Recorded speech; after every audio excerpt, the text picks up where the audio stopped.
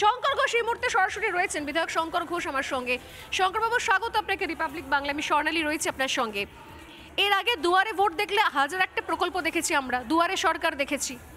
এবার দেখছি কি, এমনকি দুর্নীতি ধরার জন্য, চোর ধরার জন্য নিজের দল সেখানে কাটমানি, সেই কাটমানি ধরার জন্য দিদিকে বলো প্রকল্প দেখেছি। অভিষেক বন্দ্যোপাধ্যায় একটা প্রকল্প চালু করেছিলেন, দিদিকে বলো প্রকল্প দেখেছি। দুয়ারে সরকার প্রকল্প দেখেছি। এবার দুয়ারে ভোট আসার সঙ্গে সঙ্গে পাড়ায় পাড়ায় নতুন প্রকল্প চালু করলেন মমতা বন্দ্যোপাধ্যায়। আমি দেখছিলাম হিসেব কষে 10 লাখ টাকা তিনি পার বুথ প্রতি দিচ্ছেন, যে আপনার পাড়া আপনার সমাধান।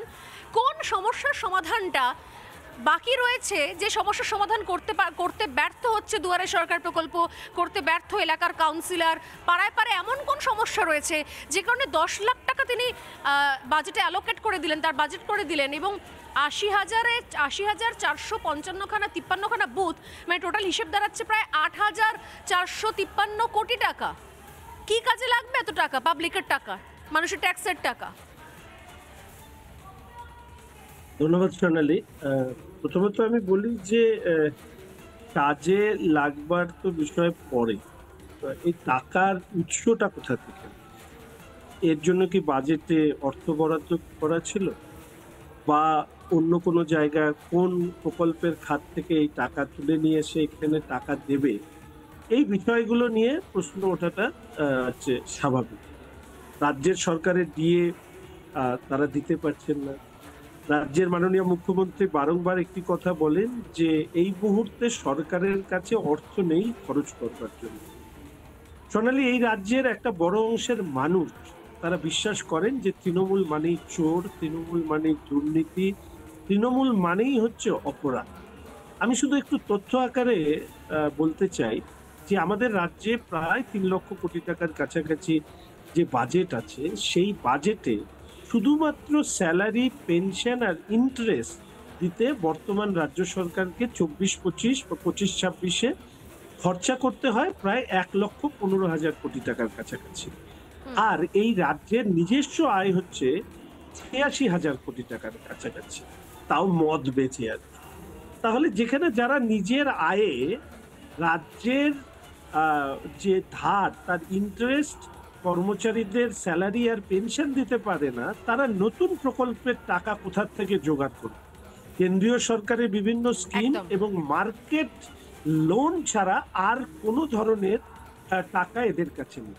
ফলে এটা আরেকটা চমক। আমি এই প্রসঙ্গে তোমাকে শেষ কথাটা বলবো, সেটা হচ্ছে যে এর আগে পাড়ায় সমাধান বলে একটা প্রকল্প নেওয়া হয়েছিল। 2022 সালের পরে এই পাড়ায় সমাধান প্রকল্পের আর একটি টাকাও বরাদ্দ হয়নি, যদিও প্রকল্পটিকে বাঁচিয়ে রাখা হয়েছিল। তাহলে রাজ্যের মুখ্যমন্ত্রী যখন দেখতে পাচ্ছেন যে তৃণমূল কংগ্রেসের শাসন ক্ষমতা ডুবতে বসেছে, এই রাজ্যে অনুপ্রবেশকারী রোহিঙ্গা ভর্তি ভোটার লিস্ট তালিকা, সেটাকে স্বচ্ছ করার জন্য মানুষ ডাক দিচ্ছে যে স্বচ্ছ ভোটার তালিকা, স্বচ্ছ সরকার, সেই জায়গায় দাঁড়িয়ে এই দুর্নীতিযুক্ত তৃণমূল কংগ্রেসের সরকার মুক্ত পশ্চিমবঙ্গ যেখানে চাইছে মানুষ, সেখানে আরেকটা মিথ্যার বেসাতি করছেন বা মিথ্যা তথ্য পরিবেশন করছেন রাজ্যের মাননীয় মুখ্যমন্ত্রী। এছাড়া এই প্রকল্পে আর কিচ্ছু নেই। একদম। অনেক ধন্যবাদ শঙ্করবাবু। শঙ্কর ঘোষ সরাসরি ছিলেন আমাদের সঙ্গে। সমাজিতা, একটা বিষয় স্পষ্ট যে নিঃসন্দেহে বুথ ভিত্তিক এই যে নতুন প্রকল্প তা চালু করেন মমতা বন্দ্যোপাধ্যায়, সে চালু হঠাৎ করে নতুন করে চালু হয়ে গেল। কোথাও কোনো বাজেট নেই, কোথাও কোনো এর উল্লেখ ছিল না। হঠাৎ করে তিনি 21শে জুলাইয়ের পর বড় করে ঘোষণা করে দিলেন সামনে ভোট আছে বলে। এবং তিনি বলছেন যে সরাসরি নাকি মুখ্য সচিব নিয়ন্ত্রণ করবেন, সরাসরি মুখ্য সচিব দেখবেন, কিন্তু কাজগুলো করবে কারা?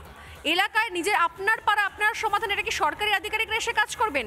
তাদেরকে মানুষ কী করে তাদের সমস্যার কথা বলবে, কীভাবে সমাধান হবে? আর যদি এভাবেই সমস্যার সমাধান হয়, তাহলে কাউন্সিলরের কি দরকার, বিধায়কের কি দরকার? আর সেই দুয়ারে যেরকম কিছুক্ষণ আগে শঙ্কর ঘোষ বললেন যে একাধিক প্রকল্পের সময়, মানে প্রকল্প এখন আর কাজে আসে না, কিন্তু প্রকল্পের জন্য বরাদ্দরা প্রতি বছর হয়ে যায়। অতএব তাহলে দিদিকে বলো প্রকল্প, দুয়ারে সরকার প্রকল্প, এগুলোরই বা কি দরকার? হাজার হাজার প্রকল্প রয়েছে মানুষের টাকায়, ট্যাক্সের টাকায়, অথচ তার কার্যকারিতা কি? তাহলে কি ধরে নেবো আমি নির্বাচনের আগে নিজেদের দলের পেট ভরানো বন্দোবস্ত, পকেট ভরানো বন্দোবস্ত করছেন মমতা বন্দ্যোপাধ্যায়? কোনটা? এই প্রশ্ন কিন্তু রইল সমাদৃতা। নানা ধরনের কন্টেন্ট দেখার জন্য লাইক করুন, শেয়ার করুন আমাদের ফেসবুক পেজ, সাবস্ক্রাইব করুন আমাদের ইউটিউব চ্যানেল। পাশাপাশি অন্যান্য ব্রেকিং নিউজের জন্য অবশ্যই চোখ রাখুন রিপাবলিক বাংলায়।